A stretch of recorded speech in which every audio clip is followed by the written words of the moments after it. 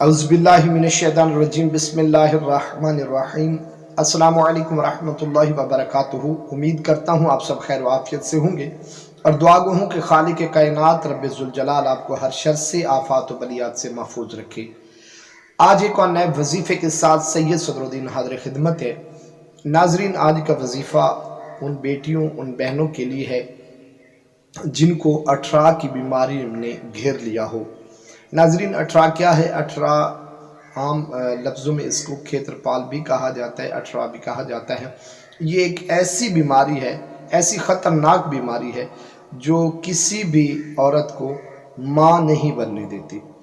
یعنی یا تو اس عورت کو حمل ہوتا ہی نہیں، اور اگر ہو بھی جائے تو 1 یا 2 ماہ یا 3 ماہ کا ہو کر وہ گر جاتا ہے، ضائع ہو جاتا ہے۔ تو اس سے بچنا اور اس کی احتیاط جو ہے وہ میں آپ کو بتا دیتا ہوں۔ اس کے بعد انشاءاللہ آگے چل کر میں آپ کو وظیفہ اور اس کا طریقہ کار بھی سمجھا دیتا ہوں۔ ناظرین، یہاں پر کسی کا دل آزاری کرنا مقصود نہیں ہے، صرف سمجھانا مقصود ہے۔ اکثر ہم نے محلے میں یا اپنے پڑوس میں سن رکھا ہوتا ہے کہ فلاں فلاں عورت کا بچہ جو ہے وہ ضائع ہو گیا ہے، یا مرا ہوا پیدا ہوا ہے، یا اس کو آس امید نہیں ہو رہی، 10 سال ہو گئے، 15 سال ہو گئے، 20 سال ہو گئے، تو عورتیں جو ہے اس سے ملنا چھوڑ دیتی ہیں۔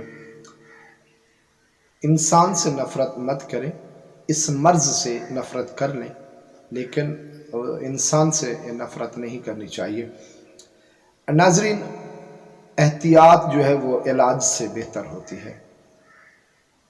میری دعا ہے کہ اللہ پاک ہر اس بیٹی کو، ہر اس بہن کو اللہ اولاد جیسی نعمتوں سے نوازے جس کی وہ طلبگار ہے۔ اللہ ہر اس بہن بیٹی کی گود بھرے جس کو اولاد کی ضرورت ہے۔ ناظرین، یہاں میں پہلے عرض کر چکا ہوں کہ سمجھانا مقصود ہے، دل آزاری کرنا مقصود نہیں ہے۔ ان عورتوں سے کچھ عرصے کے لیے ٹھیک ہے ملنے سے اجتناب کریں، لیکن نفرت نہ کریں۔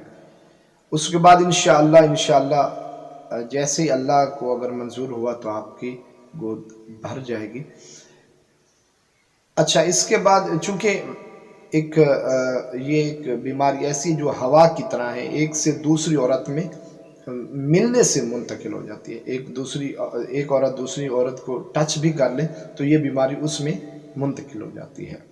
ایک تو ایسی عورت سے تھوڑا ہینڈ شیک کرنے سے تھوڑا آپ اوائڈ کریں، یعنی بچیں۔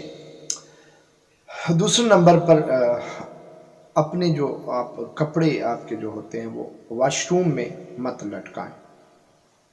جیسے ہی آپ غسل سے فارغ ہوں تو اپنے کپڑے جو ہیں اتار لیں، اور یا تو فوری دھو لیں یا کسی اور جگہ پر رکھ دیں۔ ایک تو اس چیز کا خاص خیال رکھیے گا۔ دوسرا، کسی ایسی عورت کو ٹچ مت کیجیے گا۔ اب آتے ہیں وظیفے کی طرف۔ وظیفہ آپ نے پورے 3 ماہ تک کرنا ہے، چونکہ یہ بیماری 3 ماہ تک مسلسل حملے میں رہتی ہے، وہ اس عورت کو ٹارچر کرتی رہتی ہے۔ تو 3 ماہ تک آپ نے یہ وظیفہ آسان اور چھوٹا سا وظیفہ ہے، اس کو آپ کر لیں تو انشاءاللہ اگر اللہ نے چاہا تو آپ 9 مہینے انشاءاللہ خیریت سے۔ اس کے بعد اللہ پاک جو آپ کے نصیب میں بیٹی یا بیٹا لکھا ہے وہ انشاءاللہ آپ کو ملے گا۔ تو ناظرین، کرنا یہ ہے کہ نماز فجر کے بعد آپ نے، ویسے تو دن میں کوئی بھی ٹائم آپ کو میسر ہو، جو ایزیلی ہو، آپ فری ہوں اس ٹائم میں یا اس نماز میں، جو 5 نمازوں میں سے آپ کو لگے کہ یہ نماز کے بعد جو ہے میرے پاس کافی ٹائم ہے، تو وہ آپ چوز کر لیں، سلیکٹ کر لیں۔ اس کے بعد یہ قرآن کریم کی آیت ہے، چھوٹی سی آیت ہے، بسم اللہ الرحمن الرحیم، سلام قولا من رب الرحیم، ایک تسبیح آپ نے پڑھ دی۔ اس کے بعد اس میں یا شافی، وہ بھی ایک تسبیح پڑھ لیں۔ اول اور آخر میں 3 بار درود شریف جو آپ کو آسانی کے ساتھ زبانی یاد ہو وہ پڑھ لیں۔ پڑھنے کے بعد آپ پانی پر دم کر کے بھی پی سکتے ہیں، اور ویسے خالی اپنے اوپر پھونک لیں تو بھی ٹھیک ہے۔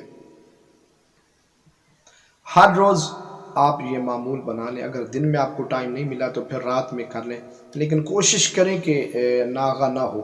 اگر اللہ نہ کرے کہ ناغہ ہو بھی جائے تو پھر دوسرے دن آپ جو ہے وہ ڈبل ڈیوٹی کر لیں، ڈبل دفعہ آپ پڑھ لیں، 2 مرتبہ پڑھ لیں. انشاءاللہ جیسے آپ پریگننٹ ہوں گی تو یہ آپ عمل شروع کر دیں. اس کے بعد 3 ماہ تک آپ لگاتار یہ عمل شروع کریں. انشاءاللہ اگر اللہ نے چاہا تو آپ کی گود جو ہے انشاءاللہ ہری ہوگی. اس وظیفے کو اپنے دوسرے بہن بھائیوں تک ضرور شیئر کیجیے گا. ہو سکتا ہے آپ کے شیئر کرنے سے آپ کے لیے اور میرے لیے یہ صدقہ جاریہ بن جائے. تو اگر ویڈیو پسند آئی ہو تو میرے چینل کو سبسکرائب ضرور کیجیے گا اور اپنی خاص دعاؤں میں یاد رکھیے گا. اجازت دیجیے. اللہ حافظ ناصر.